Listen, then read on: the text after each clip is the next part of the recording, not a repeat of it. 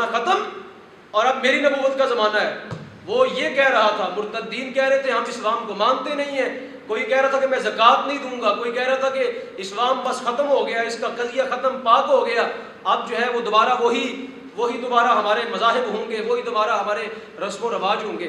تو ان حالات کے اندر حضرت اسامہ کو لشکر کی صورت میں روانہ کرنا، جب صحابہ کرام بھی ورزہ براندام تھے، یہ بہت بڑی استقامت اور بہت بڑی جرأت کا کیا تھا، مظاہرہ تھا. اور سامعین محترم، جب یہ لشکر روانہ ہوا اور رومیوں کے مقابلے کے اندر گیا، وہی رومی جو پہلے ان کے باپ کو کیا کر چکے تھے، شہید کر چکے تھے، اب یہ لشکر گیا وہاں پہ، اور لشکر جو ہے وہاں سے 40 دن لگے اس کو جاتے اور آتے. یہ لشکر 40 دن کے اندر اپنا سفر مکمل کر کے واپس مدینہ طیبہ آیا اور فتح یاب ہو کے آیا. رومیوں کو شکست فاش دے کے، اور یہ لشکر واپس جب مدینہ الرسول میں آیا تو وہ جو ختم نبوت کا فتنہ کھڑا کیا گیا تھا، ختم نبوت کے مرتدین نے جو فتنہ کھڑا کیا تھا کہ رسول کریم آپ نبی نہیں رہے، مسلمان کہنے لگا میں نبی ہوں، اور اس کے سوا اور بھی بہت سے لوگوں نے دعویٰ نبوت کر دیا. جب یہ لشکر فتح یاب ہو کے واپس آیا نا، تو ان کی جاگ بیٹھ چکی تھی اس وقت. وہ اب اپنے دلوں کے اندر ڈر رہے تھے، رومی ڈر رہے تھے، فارس والے ڈر رہے تھے، جو باغی تھے وہ ڈر رہے تھے، جو منکرین زکوٰۃ تھے وہ کہتے تھے ڈر رہے تھے، اور وہ سارے آپس میں مشاورت کر رہے تھے کہ گویا نبی کریم علیہ الصلوۃ والسلام اپنے بعد پورا بندوبست کر کے گئے. سرکار دو عالم مدینہ الرسول کی ریاست کو جو ہے وہ لاوارث چھوڑ کے نہیں گئے. نبی علیہ السلام اپنے بعد بہت بڑی قوت چھوڑ کے گئے ہیں. سرکار دو عالم نے اپنی بعد بہت بڑی فوج چھوڑی ہے، جو فوج ہر وقت جو ہے باوجود کہ عرب کے اندر ارتداد ہے، بغاوت ہے، لیکن ان کو کوئی مسلمانوں کو پرواہ ہی نہیں ہے کسی بات کی. ان کو پرواہ ہی نہیں ہے کہ مدینہ الرسول پہ کوئی حملہ کر دے گا. یہ بڑی شان کے ساتھ نکلتے ہیں اور رومی فوج کو بتاڑ کے واپس بھی آ جاتے ہیں. تو جو عرب کے لوگ تھے ان کے اوپر جو ہے وہ ان کی کیا بیٹھ گئی، دھاک بیٹھ گئی. عرب کے لوگ جو ہیں وہ ڈر گئے، اس لشکر اسامہ کے ذریعے کیا ہوئے، وہ ڈر گئے، اور وہ اپنی جگہ کے اوپر جو پروگرام بنا کے بیٹھے تھے مدینہ الرسول پر حملہ کرنے کا، ان کے وہ سارے ارادے کیا ہوئے، ملیا میٹ ہو گئے اور خاک میں مل گئے. تو رسول کریم علیہ الصلوۃ والسلام اپنی امت کو جاتے جاتے سرکار اپنی امت کو ایسا وظیفہ عطا کر کے گئے کہ اگر تم چاہتے ہو کہ اسلام کے باغی سر نہ اٹھائیں تو فرمایا لشکر اسامہ کو روانہ کرنا یہ مستفی وظیفہ ہے، اس کے ذریعے سارے عرب کی بغاوت کیا ہے، کچل ڈالی جائے گی. چونکہ بارگاہ نبوت کا جو فیض ہے بڑی دور تک دیکھتا تھا، جو نبوت کی نگاہ ہے وہ زمین سے لے کے آسمان تک دیکھتی تھی، پورے عرب کو دیکھتی تھی، اور قیامت تک آنے والی ہر چیز کو نگاہ نبوت دیکھ رہی تھی اور پورے بندوبست کر رہی تھی کہ بعد میں غلامان رسول کیسے جو ہیں وہ دین کو سہارا دیں گے. تو سرکار دو عالم خود بندوبست کر کے یہ لشکر اسامہ کے ذریعے سرکار نے خود جو ہے وہ بندوبست فرمایا، اور پھر نبی کریم علیہ السلام کا کیا ہوا، وصال پاک ہوا. اب سامعین محترم، یہ 40 دن کے بعد جب یہ لشکر واپس آتا ہے اور ساری بغاوت جو ہے وہ کیا ہے، ختم تقریباً، یعنی وہ ڈر جاتے ہیں لوگ. اب کیا ہوتا ہے، اب سامعین محترم، اب منکرین زکوٰۃ کا فتنہ کھڑا ہو گیا کہ جو لوگ رسول کریم کے زمانہ پاک کے اندر زکوٰۃ دیتے تھے وہ کہنے لگے ہم زکوٰۃ نہیں دیں گے، ہم نماز پڑھیں گے. ہم کیا کریں گے، کہنے لگے ہم نماز تو پڑھیں گے، اسلام پر عمل کریں گے، زکوٰۃ والا سلسلہ ختم. زکوٰۃ ہم، صدیق اکبر رضی اللہ تعالیٰ نے کیا فرمایا اللہ کی عزت کی قسم اگر تم رسول کریم کے زمانے کے اندر ایک رسی بھی زکوٰۃ میں دیتے تھے نا، ایک رسی بھی کیا کرتے، یا ایک بکری بھی زکوٰۃ میں دیتے تھے، فرمایا اگر نہ دو گے تو صدیق تم سے جنگ کرے گا، تم سے جہاد کیا جائے گا، تم سے قتال کیا جائے گا. یہ صدیق اکبر رضی اللہ تعالیٰ عنہ کی شان ہے.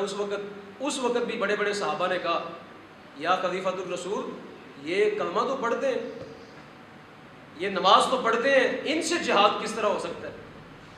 تو خلیفۃ الرسول نے کہا اللہ کی عزت کی قسم میں ان سے جہاد کروں گا، میں ان سے جہاد کروں گا، حتیٰ کہ اگر یہ رسی بھی زکوٰۃ میں دیتے تو میں ان سے وہ بھی کیا کروں گا، وصول کروں گا. جب آپ نے اتنی استقامت کے ساتھ یہ اعلان فرمایا تو جو منکرین زکوٰۃ تھے وہ بھی بیٹھ گئے. ان کی بغاوت کو بھی کچل دیا گیا. کچھ لوگ واپس طائب ہو کے واپس اسلام میں آ گئے, کچھ جو ہے وہ قتل کر دیے گئے اور ان کا قضیہ پاک کر دیا گیا.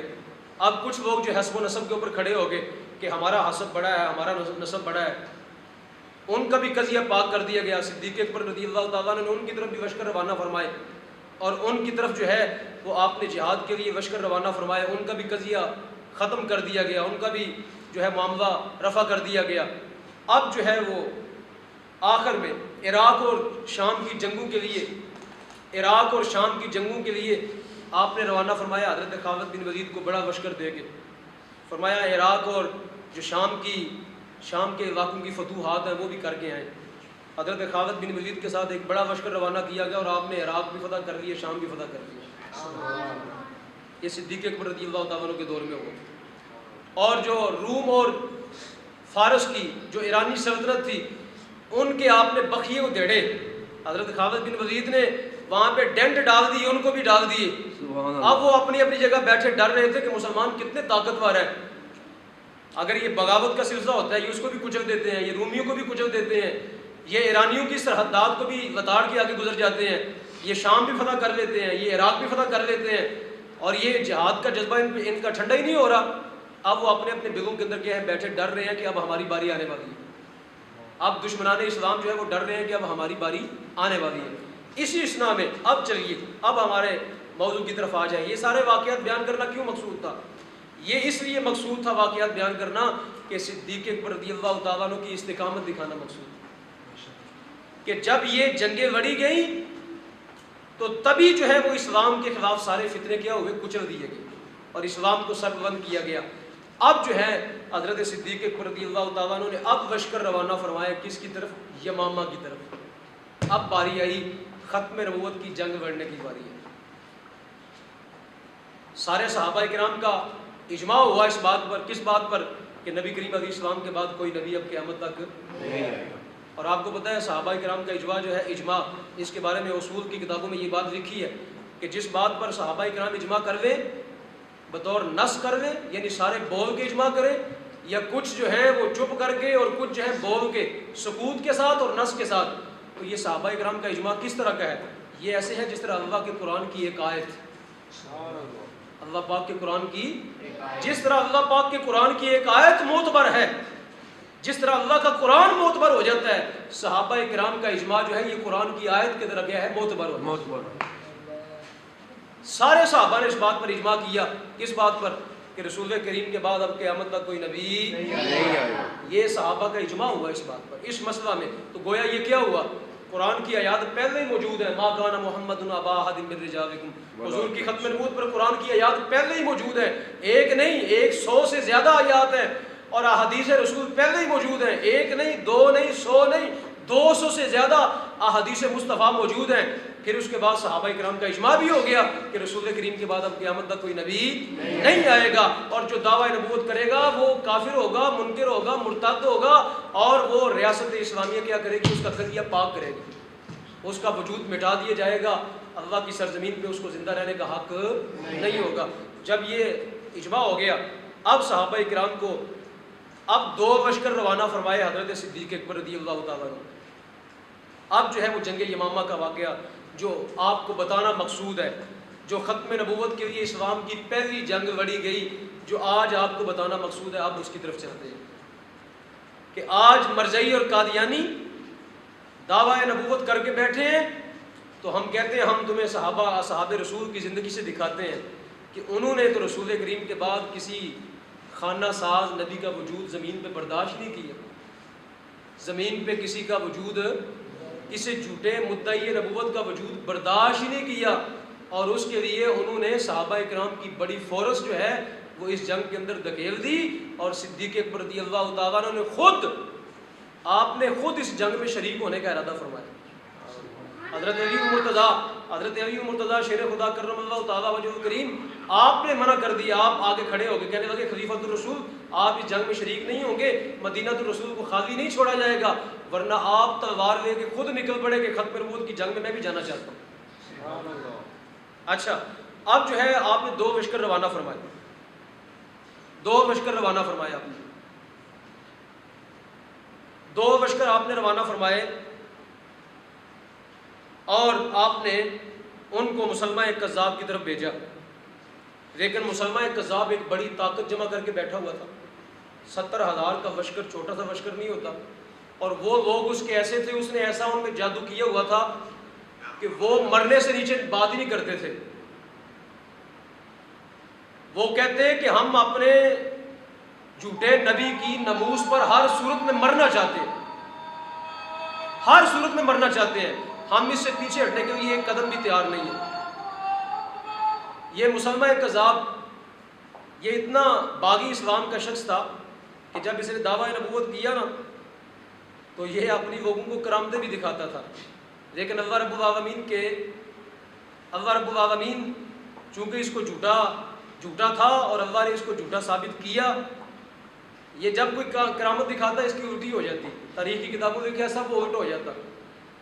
جس طرح نبی علیہ السلام اپنا لعاب دہن کبھی کبھی پھینکتے کسی کنویں کے اندر تو پانی میٹھا ٹھنڈا شیریں ہو جاتا، زیادہ ہو جاتا، یہ بھی اس طرح کی کرامت دکھانے کی کوشش کری۔ ایک دفعہ اس نے کیا، کنویں کے اندر تھوک ڈالا تو پانی سارا ہی سوکھ گیا۔ ایک بچے کے سر کے اوپر، یہ تاریخ کی کتابوں میں لکھا ہے، یہ ایک بچے کے سر کے اوپر اس نے ہاتھ رکھا تو وہ گنجا ہو گیا، سرے سے اس کے بال ہی جڑ گئے، سرے سے اس کے بال ہی جڑ گئے۔ ایسے ہی کسی زمین کے اوپر جاتا تو وہ زمین جو ہے اس کا سبزہ ہی سارا خشک ہو جاتا۔ اللہ پاک کی طرف سے یہ عذاب تھا اس بندے پر، لیکن جو اس کے ماننے والے تھے وہ کسی صورت اس کو چھوڑنے کے لیے تیار نہیں۔ اتنی باتیں دیکھنے کے باوجود وہ اس کو چھوڑنے کے لیے تیار، اس لیے اللہ رب العالمین کی بارگاہ کی پناہ مانگنی چاہیے۔ نبی علیہ السلام نے، پتہ ہے آپ کو، سرکار دو عالم نے فرمایا ہر نبی نے پناہ مانگی ہے کس کی؟ دجال کی۔ دجال سے اللہ کی کیا مانگی ہے؟ فتنوں سے پناہ مانگی ہے، سرکار نے پناہ مانگی ہے۔ اس لیے ان ہر مسلمان کو ہر وقت ان فتنوں سے، یہ قادیانی بہت بڑا فتنہ ہے، آپ کو پتہ ہے، سب لوگوں کو پتہ ہے کہ یہ مرا کہاں تھا، لیکن لوگ پھر بھی باز نہیں آ رہے اس کو ماننے سے۔ سب لوگوں کو پتہ ہے یہ بیماریوں کا گھر تھا، لوگ پھر بھی باز نہیں آ رہے اس کو ماننے سے۔ سب لوگوں کو پتہ ہے کہ مرنے کے بعد اس کی قبر جو ہے وہ جہنم کا گڑھا بن چکی ہے، اور دنیا اور آخرت کے اندر ذلت و رسوا ہے یہ اور اس کی ساری ضروریت، لیکن لوگ پھر بھی اس فتنے کو ماننے سے باز۔ اس لیے اللہ رب العالمین کی بارگاہ کا ہمیشہ اس کا فضل مانگنا چاہیے اور اس کی بارگاہ کی ہمیشہ پناہ مانگنی چاہیے کہ اے رب العالمین ہمیں اس فتنہ قادیانی سے کیا رکھنا؟ محفوظ رکھنا، ہمیشہ ہماری نسلوں کو بھی محفوظ رکھنا، اور ہماری پوری امت مسلمہ کے جتنے ہمارے مسلمان بھائی اور بہنیں ہیں، اللہ پاک سب کو کیا رکھنا؟ ان کی فتنے سے محفوظ رکھنا۔ اس لیے سامعین محترم، اب آپ نے 2 لشکر روانہ فرمائے، اور چونکہ اس کی تعداد بڑی تھی، اب جو دونوں لشکر روانہ ہوئے ان لشکروں کے ساتھ اس کے لوگ جو ہے وہ لڑے، اور بظاہر ان جو مسلمان لشکر تھے بظاہر ان کو پسپائی اختیار کرنی پڑی، ان کو پیچھے ہٹنا پڑا، ان کو پیچھے ہٹنا پڑا۔ اب جو ہے حضرت صدیق اکبر رضی اللہ تعالیٰ عنہ نے حضرت خالد بن ولید جو اس وقت مصروف عمل تھے جہاد اور شام میں، جہاد کے لیے آپ بڑے لشکر کے ساتھ جو ہے وہ جہاد کر رہے تھے، آپ نے ان کو قاصد بھیجا کہ اے خالد بن ولید سارے کام چھوڑ کے جنگ یمامہ کی طرف آ جاؤ، یمامہ کی طرف آ جاؤ، یہاں بہت بڑا فتنہ ہے، انکار نبوت کا، ختم نبوت کا ڈاکو بیٹھا ہوا ہے، پہلے اس فتنے کو کما کما کیا جائے گا اس کا۔ تو حضرت خالد بن ولید رضی اللہ تعالیٰ عنہ سیف من سیوف اللہ، اللہ کی تلواروں میں سے تلوار، وہ نکلے اور وہ پہنچے یمامہ۔ یہ یمامہ کی جنگ جو ہے اس کے 2 نام ہیں، اس کو جنگ یمامہ بھی کہتے ہیں اور اس کو جنگ اقربا، عین کاف را با الف، اقربا، یہ اس جگہ کا نام ہے جس جگہ یہ جنگ لڑی گئی، یہ اقربا اس جگہ کا نام ہے جہاں پہ یہ جنگ لڑی گئی، تو اس نام سے بھی اس کو موسوم کیا جاتا ہے، جنگ اقربا۔ اب اس مقام کے اوپر جو ہے وہ پہنچتے ہیں حضرت خالد بن ولید، اس نے پہلے سے اپنا لشکر تیار کر رکھا تھا، اور مسلمانوں کے جو 2 چھوٹے لشکر پہلے آئے تھے وہ بھی حضرت خالد بن ولید کی قیادت اور سیادت کے اندر جمع ہو جاتے ہیں۔ اب مسلمانوں کا لشکر تقریباً 13,000 پر مشتمل، تقریباً کتنا؟ 13,000، اور ادھر کیا 70,000، ادھر کیا 70 یا 40,000، دونوں طرح کی روایات موجود ہیں۔ حضرت صدیق اکبر رضی اللہ تعالیٰ عنہ نے جب لشکر اسامہ کو روانہ کیا اور جب لشکر خالد بن ولید کو روانہ کیا تو اس موقع پر آپ نے ان اصحاب رسول کو ایک بات ارشاد فرمائی تھی، وہ بات آپ کو بتانا چاہتا ہوں۔ وہ بات یہ تھی کہ آپ نے فرمایا افناکم اللہ بالطعن والطاعون، اور ایک دوسری روایت میں آتا ہے کہ نبی علیہ الصلوۃ والسلام بھی اپنے اصحاب کو یوں دعا دیا کرتے تھے، اور اپنے اصحاب کو یوں کہتے، یوں دعا مانگو، اللہم اجعل فنایا امتی فی سبیلک بالطعن والطاعون، کہ اے اللہ رب العالمین مجھے موت دینا، مجھے موت دینا۔ اصحاب رسول کو حضور نے دعا سکھائی، اور صدیق اکبر رضی اللہ تعالیٰ عنہ نے وہی طریقہ جو نبی علیہ السلام کا مبارک طریقہ تھا، وہی طریقہ آپ نے اپنایا، اور آپ نے لشکر اسامہ اور دیگر جو لشکر روانہ فرمائے ان کو آپ نے یہی دعا سکھائی۔ کیا دعا؟ اے رب العالمین مجھ کو موت دینا تو نیزے اور طاعون والی موت دینا۔ مراد کیا؟ جو بھی لشکر جاتا وہ اس نیت سے روانہ کیا جاتا کہ اے پروردگار مجھے شہادت کی موت عطا کر۔ صحابہ کرام اس نیت سے جہاد میں جاتے کہ اب واپسی کا راستہ کوئی نہیں، اب واپسی کا راستہ کوئی نہیں، بس آئے گی تو میت آئے گی یا وہیں پہ دفن کر دیا جاؤں گا، شہادت کی موت۔ اور نبی علیہ الصلوۃ والسلام کہتے اپنی امت کو کہ اگر رب العالمین تمہیں موت نہ دے مگر کون سی دے؟